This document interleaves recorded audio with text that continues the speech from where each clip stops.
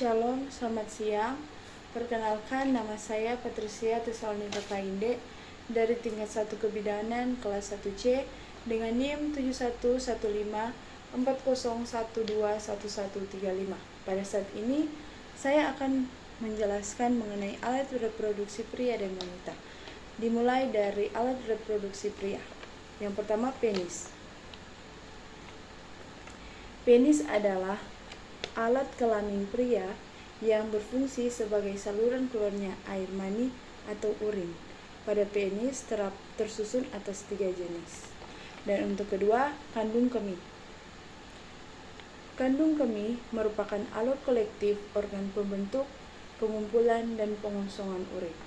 Yang ketiga, vas deferens adalah saluran yang melekat di sepanjang media ventral permukaan ginjal. Fungsinya sebagai tempat penyimpanan spermatozoa sebelum diejakulasasikan. Dan yang keempat, saluran uretra. Saluran uretra adalah saluran tempat mengalirnya urin dari kandung kemih sehingga dapat dikeluarkan dari tubuh. Yang kelima, kelenjar Cooper. Kelenjar Cooper terjadi pada saat hubungan intim berlangsung. Kelenjar ini berperan dalam memproduksi cairan yang berguna untuk menjaga sperma sampai ke vagina. Yang kelima, epididymis. Epididymis, organ yang berperan penting, berfungsi sebagai tempat transportasi, pematangan, dan penyimpanan spermatozoa.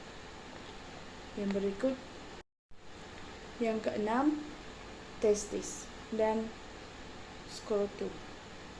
Testis untuk memproduksi sperma dan hormon testosteron, dan testis harus dijaga.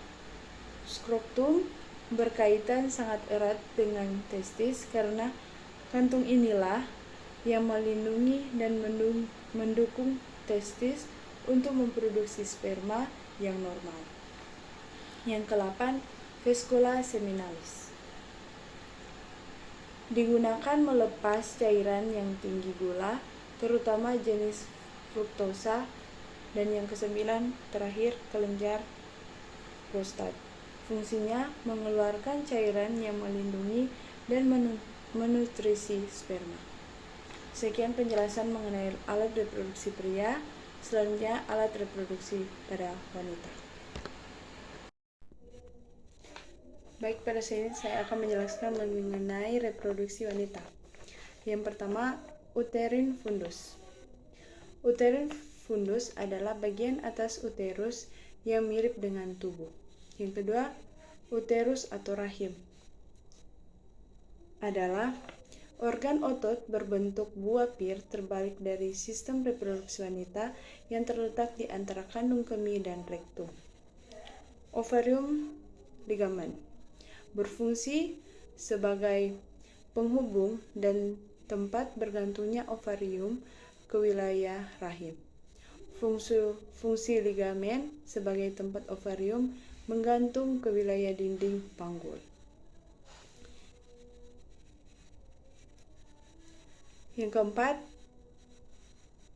fimbriae atau proyeksi bersilitas seperti jari yang berfungsi menangkap sel telur dari permukaan ovarium.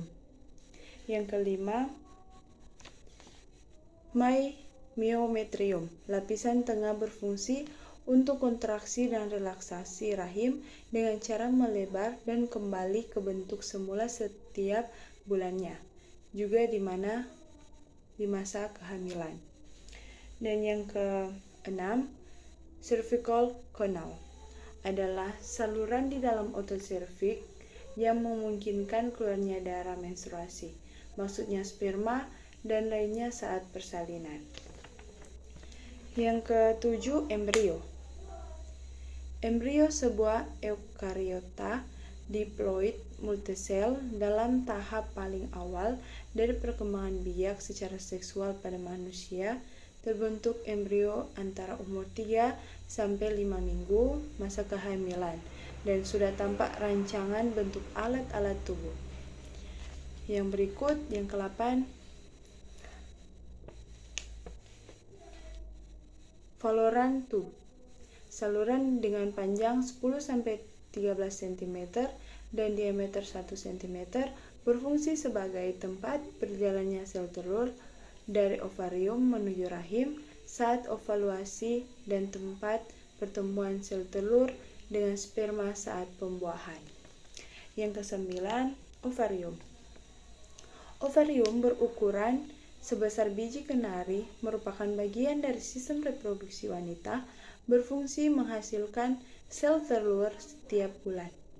Dan yang ke-9, endometrium. Berfungsi sebagai tempat untuk menempelnya sel telur yang sudah dibuahi. Yang ke-10, perimetrium. Lapisan rahim yang paling luar berfungsi menerima rangsangan seks. Yang ke-11, serviks. Bagian bawah rahim yang terhubung ke vagina. Berfungsi serviks adalah memproduksi lendir atau mukus. Yang terakhir, vagina.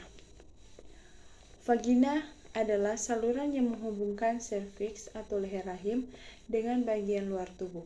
Dan vagina juga merupakan jalan keluar bagi saat persalinan normal. Baik, sekian dari penjelasan mengenai reproduksi pria dan wanita. Semoga apa yang sudah kita ikuti bersama bisa menjadi pedoman untuk kita. Terima kasih, Tuhan Yesus memberkati.